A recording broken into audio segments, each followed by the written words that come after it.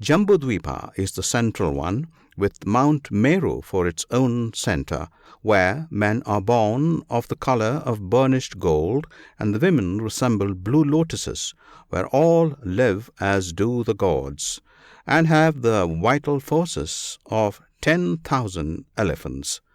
Around Jambudvipa runs a sea of salt water, and beyond it lies the Plaksha Dvipa.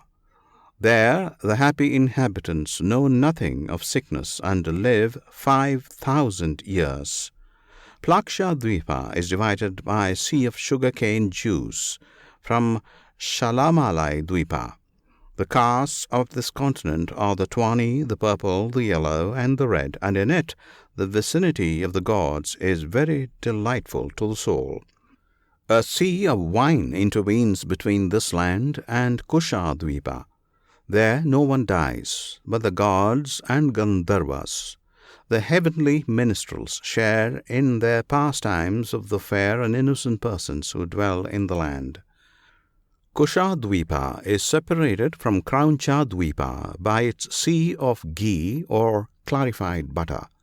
This last is twice as large as the first, and the inhabitants dwell among its mountains with the immortal gods whom they regard without fear. Outside the Krauncha Dvipa rolls the sea of curds and whey, washing also the shores of Saka Dvipa, a favoured land where there is no vice, nor envy, nor injustice. In the Black Mountains, Syama of this country, the men are black, and they worship the god Vishnu as the sun. Round the dark shores of Krauncha Dvipa, like an armlet of ivory on a Brahman's wrist, flows the sea of milk. It divides this continent from the last and farthest of the seven, the Pushkara Dvipa. In the perfect joy of this distant sphere, there is no distinction of highest and lowest, of killer or slain, of truth or falsehood. The people are of one form with the gods, and too high for duty or observances. Food they consume, but it comes spontaneously to them upon desire, and delicately prepared. There is no evil there, but endless good. And for the mind yet unsatiated with a receding infinity, beyond Pushkara is the sea of fresh water, equal to itself in breadth. Passing that is the golden land without inhabitants, and yet beyond it lie the Loka mountains, dark, immovable, and 10,000 yojans, 50,000 miles high and broad. Outside the darkness is the shell of the mundane egg, of which eggs, concludes the Purana, there be thousands and tens of thousands, yea, 100 millions of millions. 77. Their hanging nests. These birds seem to select the bushes over the mouth of a well or the slender twigs of a tree as safe places from the snakes. 78. A frog in a well, having no more knowledge than the frog has of light. 79. Am I not Sasanka? From the Sanskrit, Sasa, a hair. 80. Shiva reigns forever, Shiva, while the sea waves stain his neck. At the churning of the waters, along with the Amrita and the beautiful Lakshmi, came up also a deadly venom, Kalkut, fatal to mortals. To avert its evil influence, the god Shiva drank it up, but it was potent enough to stain his throat black or dark blue, whence his title of Nilakanta, the blue-throated. 81. The wife of Ramachandra, that is Rama, who was absent in the chase of a phantom deer of gold. 82. Peepal tree, or Pimpal, the holy fig. 83. A betel leaf, the Pan Supari, a compound of betel nut, lime and cloves wrapped up in a leaf of the paper vine and chewed by all India. 84. The faithful wife. By such a death as that allowed to, she earns the title of Sati, the excellent. 85. The paddy bird, the common Indian crane, a graceful white bird to be seen everywhere and always in the interior of Hindustan. Singhala Dvipa, the land of the lion, Ceylon. He is sure to join in. The cry of one jackal at night raises a chorus from all those within hearing. Vachaspati, policy, the lord of talk, Hodi, government. 89. Ghats, a word applied to ranges of mountains by which, as by a staircase, the country rises into an elevated region. Also to be step-like path leading over or through the mountains, and to the flight of stairs at a riverside landing place. 90. A Rajput. Here synonyms with Kshatriya, a man of the military caste. The complementary beetle. The pan supari, neatly folded into a triangular form and pierced through by a clove, is handed round at the close of all occasions of ceremony.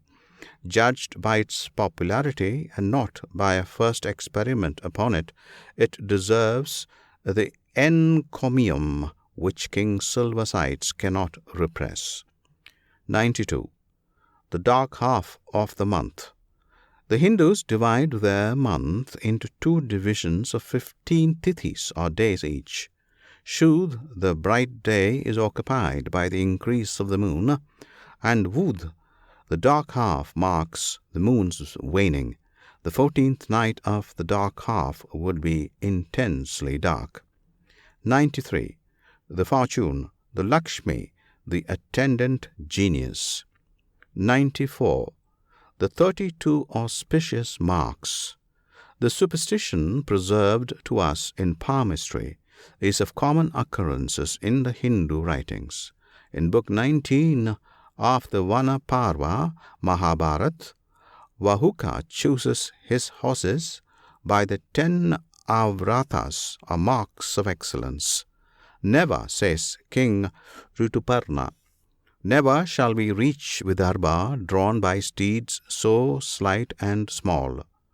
Vahuka replies, 2 on head and 1 on forehead, marks of metal here be all. 2 on chest, on this and that flank 2 and 2, on crop of 1. These the steeds shall reach Vidarbha long before the day be done. 95. Thy Guru, the spiritual instructor of a young Brahman. 96.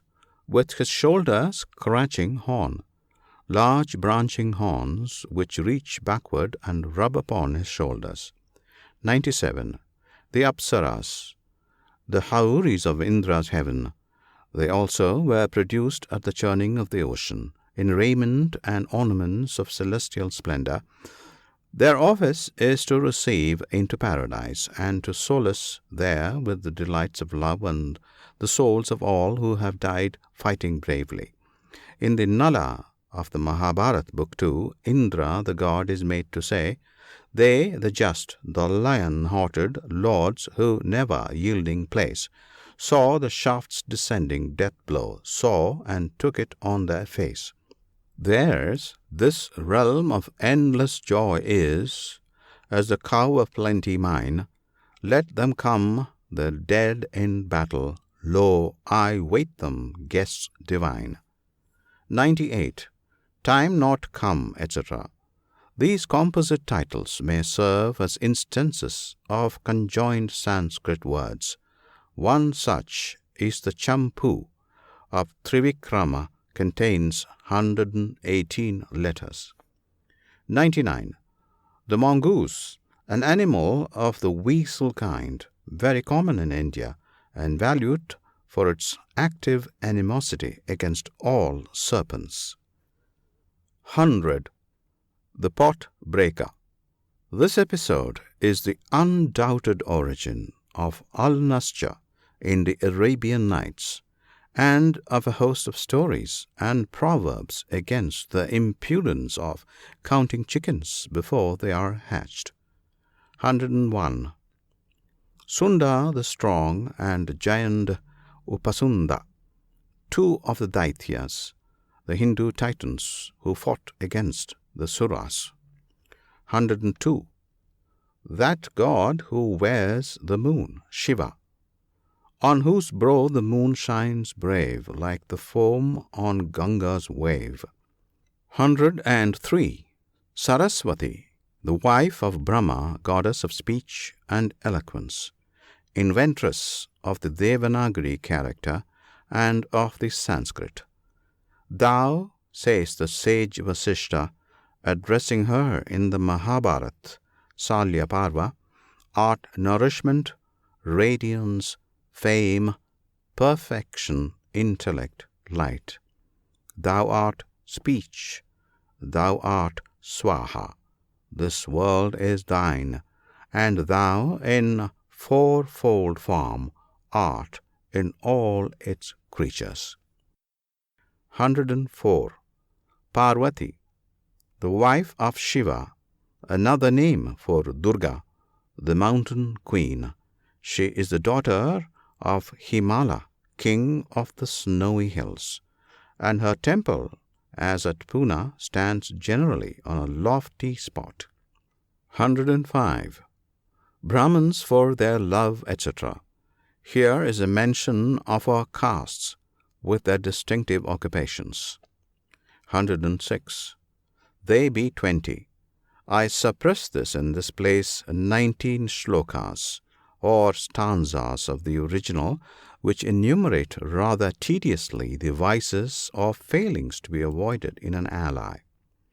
107. Yudhishthira, the hero of the Mahabharata, who crowns the devotion of his life by refusing to enter heaven unless his wife and friends share in its felicities with him. 108. Puja, sacrifice. 109. Course, 2 miles. 110. Kafila, a caravan. 111. A twice passed Brahman.